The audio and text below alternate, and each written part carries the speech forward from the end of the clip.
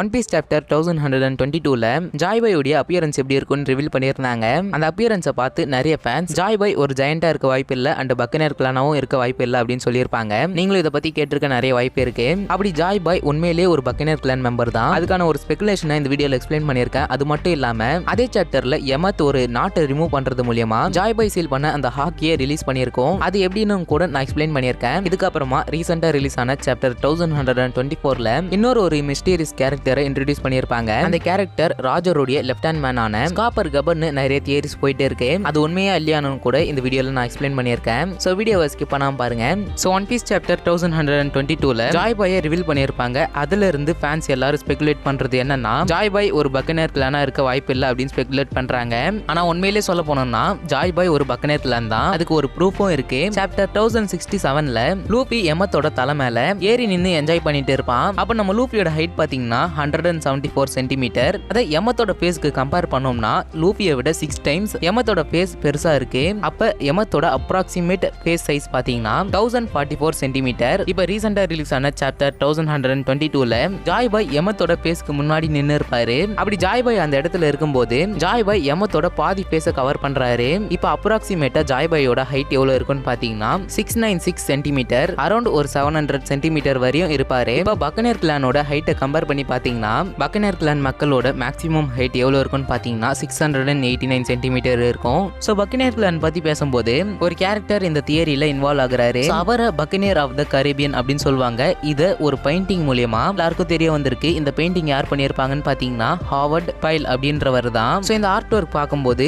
Chapter 1122ல reveal பண்ண Joy பாயோட character டிசைனும் சிமிலரா இருக்கு. மேபி ஓடா இந்த ஆர்ட் ஒர்க்கை இன்ஸ்பயர் பண்ணி ஜாய் பாயை கிரியேட் பண்ணியிருக்க வாய்ப்பு இருக்கு. ஒரு சின்ன ஃபேக்ட் தான் இது. அண்ட் அந்த சாப்டர் 1122ல எமத் அதோடைய ஹாக்கியை ஒரு நாட்டை ரிமூவ் பண்றது மூலமா ஹாக்கியை ரிலீஸ் பண்ணியிருக்கோம். இது எப்படி நடந்துச்சுன்னு அந்த சாப்டர்லயே காமிச்சிருப்பாங்க.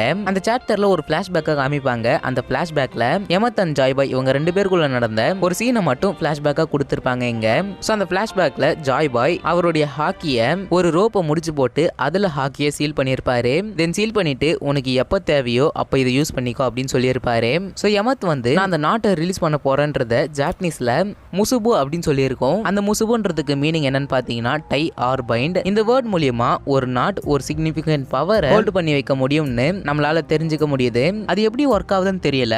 பட் இந்த நாட்டுக்கும் ஒன் பீஸ் லோகோக்கும் ஒரு கனெக்ஷன் இருக்கு.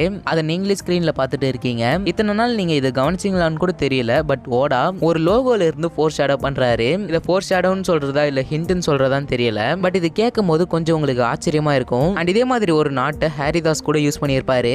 அதாவது ஹாரிதாஸ் ஒரு நாட்டால நிறைய எனர்ஜியை ஸ்டோர் பண்ணி வைக்க முடியும்னு நாமி கிட்ட சொல்லியிருப்பாரு. சோ ஹாரிதாஸ் அந்த நாட்டை ரிமூவ் பண்றது மூலியமா நிறைய விண்ட் ஜெனரேட் ஆகும்னு சொல்லியிருப்பாரு. அதாவது நிறைய காத்து அந்த நாட்டால ஸ்டோர் பண்ணி வைக்க முடியும்ன்றது தான் இதோட மீனிங். அப்படி நான் ஆல்ரெடி சொன்ன மாதிரி அந்த ஒன் பீஸ் லோகோலயும் ஒரு நாட்டு இருக்கு. அப்படி அந்த நாட்டை ரிமூவ் பண்றது மூலியமாவும் விண்ட் ஜெனரேட் ஆகலாம். இப்போ அந்த ஒன் பீஸ் லோகோல இருக்கிற அந்த நாட்டை ரிமூவ் பண்ணா அதே ஒன் பீஸ் லோகோல இருக்கிற அந்த ஓ வந்து விண்ட் மில் மாதிரி சுத்திட்டே இருக்கும். அந்த ஓ பார்க்கறதுக்கும் ஒரு விண்ட் மில் மாதிரி தான் உங்களுக்கு தெரியும். ஆக்சுவலா ஜாப்பனீஸ்ல ஓ அப்படின்னு ப்ரொனன்சியேஷன் பண்றது மூலமா கிங்னு ஒரு மீனிங் கிடைக்கும். அதாவது ஜாப்பனீஸ்ல ஓ அப்படின்னா கிங். சோ கிங்கான ஜாய் பாய் மேபி இந்த உலகம் டேஞ்சர்ல இருக்கும்போது இந்த ஒன் பீஸோட நாட்டை ரிலீஸ் பண்ணணும்ன்றது தான் இதுக்கான வாய்ப்பா இருக்கும். சோ இந்த ஒரு நாட்டை அன்டை பண்ற விதமா தான் நம்ம லூபிய ஒரு ஷிப்புக்கு இருக்கிற ஆங்கரா இந்த வேர்ல்டுக்கு இருக்க வாய்ப்பு இருக்கு. இதை ரெப்ரசென்ட் பண்ற விதமா தான் நம்ம லூபி ஒரு ஆங்கர் டி ஷர்ட்டை ஸ்டார்டிங்ல வியர் பண்ணியிருப்பாரு. அண்ட் இப்போ நான் சொல்ல வர்றது கொஞ்சம் புரியாம இருக்கும்னு நினைக்கிறேன். இப்போ நான் உங்களுக்கு தெளிவா எக்ஸ்பிளைன் பண்றேன். ஃபர்ஸ்ட் ஆஃப் ஆல் இந்த ஒன் பீஸ் வேர்ல்டு ஒரு டேஞ்சர்ல இருக்கு.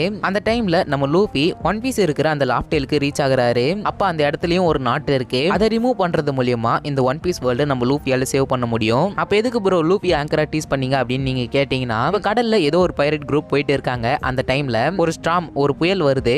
அதை நான் சொன்ன இந்த வேர்ல்டுக்கு வரப்போற டேஞ்சர்னு நீங்க எடுத்துக்கோங்க. அப்படி அந்த ஸ்டார்ம்ல நம்மளால ஒரு இடத்துல இருக்கவே முடியாது. புயல் அடிச்சுட்டே இருக்கும். அப்ப கொஞ்சம் நம்ம மேனேஜ் பண்றதுக்காக ஒரு கப்பல்ல இருக்கிற ஆங்கரை தண்ணியில போட்டு கொஞ்சம் ஸ்டேபிளா அந்த புயல்ல இருக்க முடியும். இதை தான் இங்க ரெஃபர் பண்றாங்க. அண்ட் அது மட்டும் இல்லாம இந்த இடத்துல நான் உங்களுக்கு இன்னொரு இன்ஃபர்மேஷனும் சொல்லணும்னு நினைக்கிறேன். என்னன்னா ஒரு நாட்டால விண்டோட எனர்ஜியை ஸ்டோர் பண்ணி வைக்க முடியும். அதை ரிலீஸ் பண்ணும்போது அந்த விண்டோட எனர்ஜியும் அந்த விண்ட் எல்லா டைரக்ஷனுக்கும் போகும். அப்படி இந்த இடத்துல நம்ம ஜாய் பாய் எமத் கிட்ட ஒரு நாட் மூலியமா அந்த விண்ட் எனர்ஜி கூடவே ஹாக்கியும் இன்க்ளூட் பண்ணிருக்க வாய்ப்பு இருக்கு. அதன் மூலியமா தான் இப்ப கேட்ல எமத் அந்த நாட்டை ரிலீஸ் பண்ணும்போது ஹாக்கி எல்லா டைரக்ஷனுக்கும் பரவுச்சு. இதுல என்னன்னா ஜாய் பாயோடைய ஹாக்கி ரொம்ப பவர்ஃபுல்லா இருக்கு. இதே மாதிரி மாதிரி நம்ம லூஃபியும் பண்ண வாய்ப்பு இருக்கு. எப்படின்னா அந்த ஒன் பீஸ் லோகோல அந்த விண்மில் மாதிரி ரெப்ரசென்ட் பண்ணதுன்னு நான் சொல்லியிருந்தேன். அந்த விண்மில்ல நம்ம ஸ்டார்டிங்ல பூஷா வில்லேஜ்ல பார்த்திருப்போம். இதுதான் ஒரு ரீசனா இருக்கு அண்ட் இது ஒரு தியரி தான். ஏதாவது மிஸ்டேக் இருந்துச்சுன்னா கமெண்ட் பண்ணுங்க.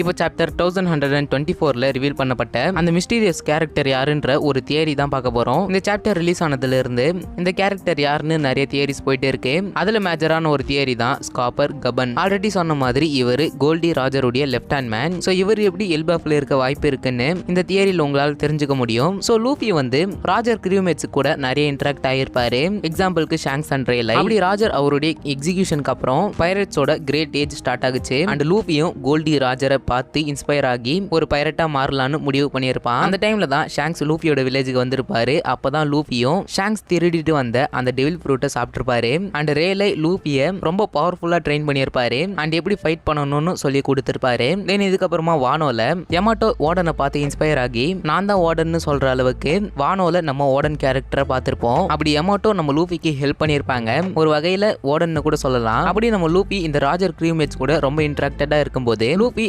ராஜருடைய ரைட் ஹேண்ட் மேனான சில்வர் ரேலை கிட்ட ட்ரைனிங் எடுத்திருப்பாரு. அப்படி இப்ப எல்பாஃப்ல ராஜருடைய லெஃப்ட் ஹேண்ட் மேனான ஸ்காப்பர் கபன் லூஃபிக்கு ட்ரைனிங் கொடுக்க வாய்ப்பு இருக்கு. இதுக்கு ஒரு ரீசனும் இருக்கு. சபோடி ஆர்க்ல லூஃபி ரொம்ப வீக்கா இருப்பான். அதே மாதிரி அவங்க கிரியூமே ரொம்ப வீக்கா இருப்பாங்க. அந்த டைம்ல கிசாரு, சென்டமாரு, கூமா இவங்க 3 பேருமே ஸ்ட்ரா ஹேட் பைரட்ஸ் அட்டாக் பண்ணி அந்த கிரியூல இருந்த ஒவ்வொருத்தங்களையும் பிரிச்சு விட்டுருப்பாங்க. இப்ப எக்கெட்ல லூஃபி கிசாருவை டிஃபீட் பண்ணியிருப்பாரு. அண்ட் கூமா அண்ட் சென்டமாரு இவங்க 2 பேரையுமே சேவ் பண்ணியிருப்பாரு. இந்த ஆர்க்ல 2 ஆர்க்குமே சேம் தான். அந்த ஆர்க்ல இன்வால்வ் ஆன கேரக்டர்ஸும் கூட. சோ சபோடி ஆர்க்ல லூஃபியோட கிரியூவால ஒண்ணுமே பண்ணியிருக்க முடியாது. ஆனா இப்ப எக்கெட் ஆர்க்ல லூஃபியோட கிரியூ 5 எல்டர்ஸ் கூட ஃபைட் பண்ணியிருப்பாங்க. அண்ட் கிசாருவை டிஃபீட் பண்ணியிருப்பாங்க. இப்ப சக்சஸ்ஃபுல்லா அந்த ஐலாண்டை விட்டு செயில் பண்ணி இப்ப எல்பாஃப்க்கு வந்துட்டாங்க. சோ அந்த சபோடி ஆர்க் அப்புறம் லூஃபி ரேலை மூலமா ட்ரெயின் ஆகியிருப்பாரு. இப்ப அதே மாதிரி எக்கெட் ஆர்க் முடிஞ்சு எல்பாஃப் ஆர்க்ல லூஃபி கபனை மீட் பண்ண வாய்ப்பு இருக்கு. அண்ட் கபன் லூஃபிக்கு ட்ரைனிங்கும் கொடுக்கலாம். இதை ஒரு ஃபேக்டா எக்ஸ்பிளைன் பண்றாங்க. அதாவது gold first, silver second and copper third. அதாவது ஃபர்ஸ்டா கோல்டி ராஜர் இந்த ஸ்டோரியில ஃபர்ஸ்டா அப்பியர் ஆகி நம்ம லூஃபிக்கு ஒரு இன்ஸ்பிரேஷனா இருந்திருப்பாரு. அண்ட் நெக்ஸ்டா சில்வர். சோ சில்வர் நேம்ல இருக்கிறது சில்வர்ஸ் ரேலை. அவர் சபோடி ஆர்க் முடிஞ்சு ட்ரைனிங் கொடுத்திருப்பாரு நம்ம லூஃபிக்கு. இப்ப தேர்ட் காப்பர் பக்கம் வந்தோம்னா காப்பர் நேம்ல இருக்கிறது ஸ்காப்பர் கபன். மேபி லூஃபி ராஜருடைய தேர்ட் கிரியூமேட்டா அங்க மீட் பண்ண வாய்ப்பு இருக்கு. இதனாலதான் ஸ்காப்பர் கபன் அந்த சாப்டர்ல ரிவீல் பண்ண மிஸ்டீரியஸ் கேரக்டரா இருக்க வாய்ப்பு இருக்குன்னு சொல்றாங்க. கண்டிப்பா இந்த 2 தியரி பிடிச்சிருக்கும்னு நினைக்கிறேன். இதே மாதிரி நிறைய தியரிஸ்க்கு நம்ம சேனலை சப்ஸ்கிரைப் பண்ணிக்கோங்க. அண்ட் இன்னைக்கு டாக்டர் டூம் பத்தின ஒரு வீடியோ அப்லோட் பண்ணியிருந்தேன். அந்த வீடியோ மறக்காம செக் பண்ணி பாருங்க. தென் இன்னைக்கு டெர்மினேட்டர் 0 அனிமே ரிலீஸ் ஆயிருந்தது. இந்த அனிமே நெட்ஃபிளிக்ஸ்ல இருக்கு. மறக்காம செக் பண்ணி பாருங்க. சோ நாளைக்கு ஒரு வீடியோல வந்து மீட் பண்றேன். until then stay tuned.